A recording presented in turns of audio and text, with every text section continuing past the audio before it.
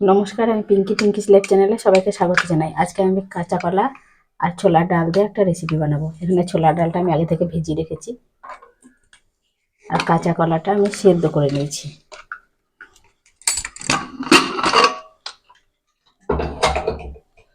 কাঁচা কলাটা প্রথমে আমি বার করে নেবো একটা জায়গার মধ্যে। গরম আছে তাই হাতে করে হবে না। এখানে আমি দুটো কাঁচা কলা সেদ্ধ করে নিয়েছি আর কাঁচা কলাটা আমি খোসা শুদ্ধই সেদ্ধ করেছি। আর খোসাটা আমি ছাড়িয়ে নেব সেদ্ধ হওয়ার পর।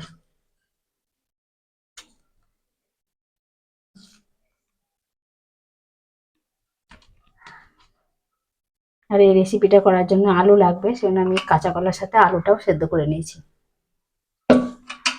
সব কাঁচা কলাগুলো আমি খোসা ছাড়িয়ে নেব। সব কলাগুলো আমার খোসা ছাড়ানো হয়ে গেছে। এবার আমি ডালটা বেটে নেব।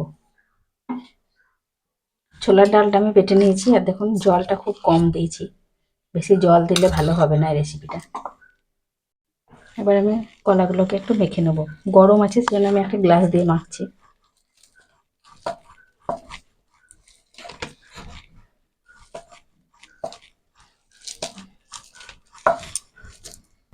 সব কাঁচা কলাটা আমার মাখা হয়ে গেছে। এবার আমি এর মধ্যে একে একে মশলা দিয়ে দেবো। এর মধ্যে দিয়ে দেবো হলুদ গুঁড়ো আর দেবো স্বাদ মতো লবণ আর অল্প একটু ধনে গুঁড়ো দিয়ে দেবো আর একটু দিয়ে দেবো জিরে গুঁড়ো। আর এর মধ্যে দিয়ে দেবো যে ডালটা, ছোলার ডালটা বেটে রেখেছিলাম সেই ডাল বাটা 2 চামচ মতো ডাল বাটা দিয়ে দেবো। সবগুলোকে একসাথে মেখে নেবো ভালো করে। আর এখানে যদি মনে হয় যে খুব নরম হয়েছে তাহলে আপনারা একটু বেসন ব্যবহার করতে পারেন। আমার মনে হচ্ছে না নরম হয়েছে, লাগলে পরে বেসন দেবো।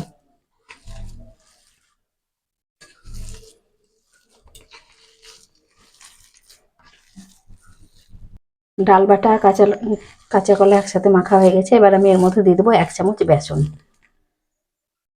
আর বেসনটা খুব বেশি দেবো না, আবারও ভালো করে মেখে নেবো। বেসনটা দিয়ে আবারও ভালো করে মেখে নিয়েছি। এবার আমি এগুলোকে ভেজে নেব।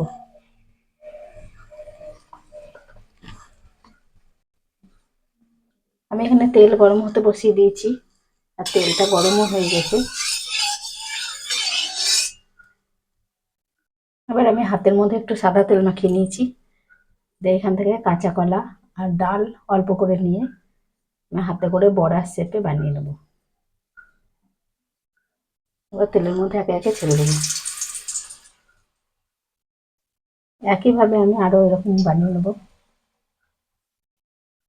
একটা করে বানাবো আর একটা করে তেলের মধ্যে ছেড়ে দেবো। একই রকম ভাবে সব বড়াগুলোকে বানিয়ে আমি ছেড়ে দিয়েছি। আর এবার আমি একে একে উল্টে দেবো।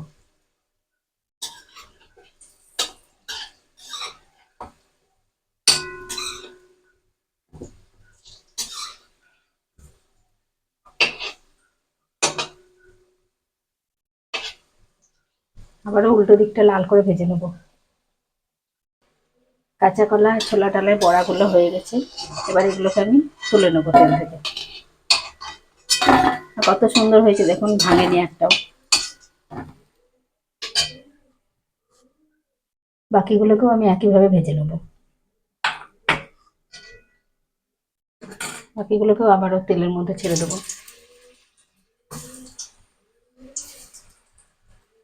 যতক্ষণ বড়াগুলো ভাজা হচ্ছে ততক্ষণ আমি একটা মশলা বানিয়ে নেবো। এখানে রেখেছি আমি একটা টমেটো বড় সাইজের, একটু আদা আর একটু কাঁচা লঙ্কা।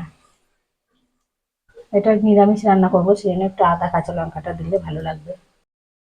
টমেটো, আদা, কাঁচা লঙ্কা সব আমি একসাথে একটা পেস্ট বানিয়ে নেব। এদিকে সব বড়াগুলো ভাজা হয়ে গেছে। এবার এগুলোকেও নামিয়ে নেবো আমি।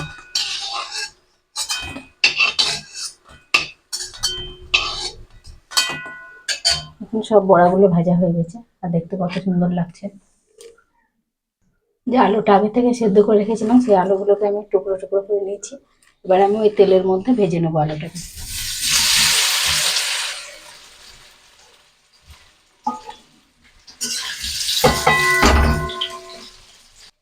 আলুটা ভাজার সময় অল্প করে আমি একটু হলুদ দিয়ে দেবো, তাহলে কালারটা ভালো আসবে। আলুগুলো লাল করে ভাজা হয়ে গেছে, এবার আলুগুলোকে আমি কড়াই থেকে নামিয়ে নেবো। কত সুন্দর লাল করে ভাজা হয়েছে। এবার আমি ওই তেলের মধ্যে দিয়ে দেবো একটা শুকনো লঙ্কা আর একটা তেজপাতা, আর দিয়ে দেবো অল্প একটু গোটা জিরে, আর একটু গরম মশলা দিয়ে দেবো, একটা এলাচ, একটা লবঙ্গ আর একটু দারচিনি একটু থেতো করে দিয়ে দিচ্ছি।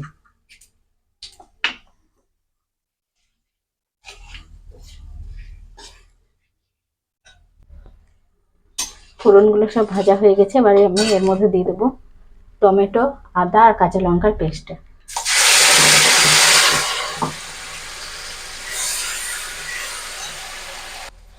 মশলার বাটিটা ধুয়ে একটু জল দিয়ে দেবো। আদা টমেটোটা কাঁচা গন্ধ চলে গেছে, এবার আমি এর মধ্যে দিয়ে দেবো একে একে গুঁড়ো মশলাগুলো।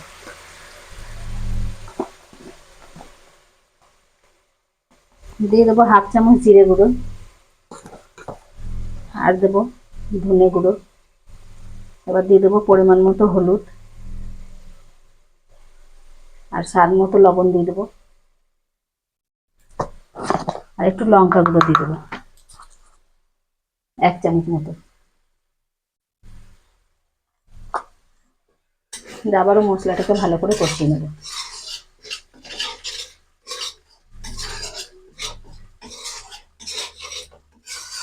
আমি এটা নিরামিষভাবে রান্না করছি, আপনারা চাইলে পেঁয়াজ রসুন দিয়েও রান্না করতে পারেন।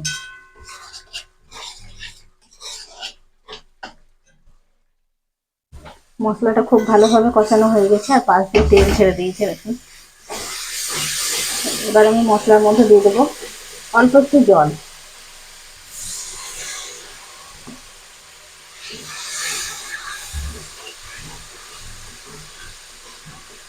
জলটা দেওয়ার পরে এবার মশলাটা অনেকটাই গাঢ় গাঢ় হয়ে গেছে। এবার আমি দিয়ে দেবো এর মধ্যে আলু, ভেজে রাখা আলুটা, সেদ্ধ করে ভেজে রাখা আলু। সেদ্ধ করে রাখলে রান্নাটা করতে খুব তাড়াতাড়ি হয়, সুবিধা হয়। এবার মশলার সাথে আলুটা ভালো করে মিশিয়ে নেব।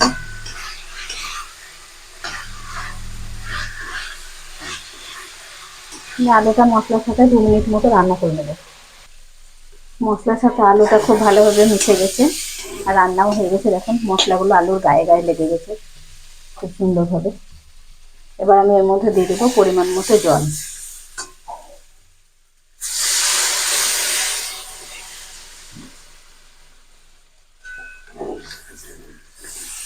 জলটা এবার আমি দিয়ে দিয়েছি, দিয়ে আলুর সাথে ভালো করে মিশিয়ে দিলাম। এবার এটাকে ফুটার জন্য আমি 2 মিনিট মতো ছেড়ে দেবো।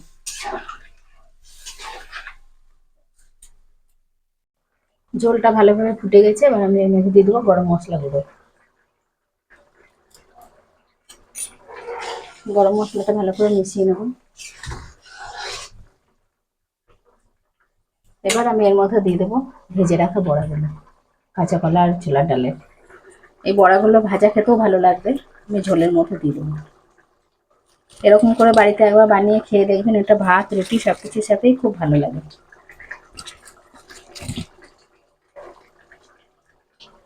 আর যেহেতু বড়া আছে, এই ঝোলটা সব টেনে যাবে। এবার আমি কিছুক্ষণ এটাকে ফুটিয়ে নেব।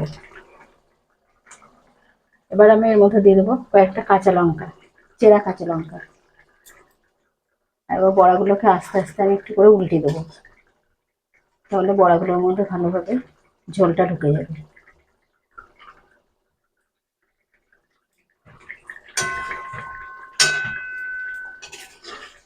দেখুন এর মধ্যে ঝোলটা কতটা টেনে গেছে, আর কারেন্টটা চলে গেছে যার জন্য একটু অসুবিধা লাগছে দেখতে। কাঁচা কলা আর ছোলার ডালের রেসিপি আমার রেডি হয়ে গেছে, আর এটা ঠান্ডা হলে আরেকটু ঝোলটা টেনে যাবে। যদি ভালো লাগে ভিডিওগুলো তাহলে একটু লাইক শেয়ার কমেন্ট করবেন, আর চ্যানেলটিকে সাবস্ক্রাইব করে পাশে থাকবেন। আর অবশ্যই একবার এইভাবে বানিয়ে খেয়ে দেখবেন, আর কেমন লাগছে কমেন্টে জানাবেন। আমার কাঁচা কলা আর ছোলার ডালের রেসিপিটা হয়ে গেছে, এবার এটাকে আমি একটা জায়গায় নামিয়ে নিলাম।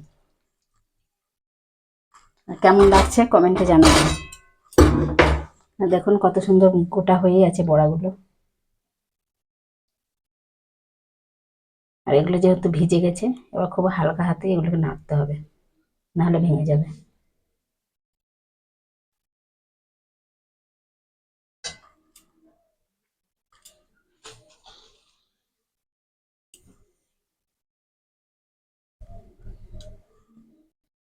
এখন দেখতে কত সুন্দর লাগছে, আর এটা খেতেও খুব সুন্দর লাগবে, সেন্টও খুব বেরিয়েছে ভালো।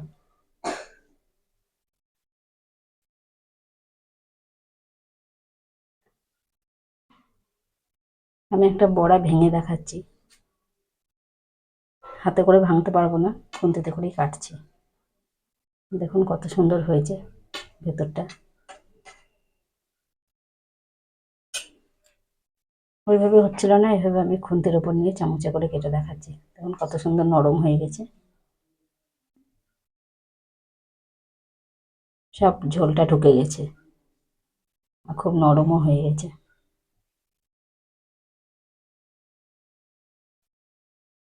দেখুন চামচে একটু চাপ দিলেই সব গুলে যাচ্ছে।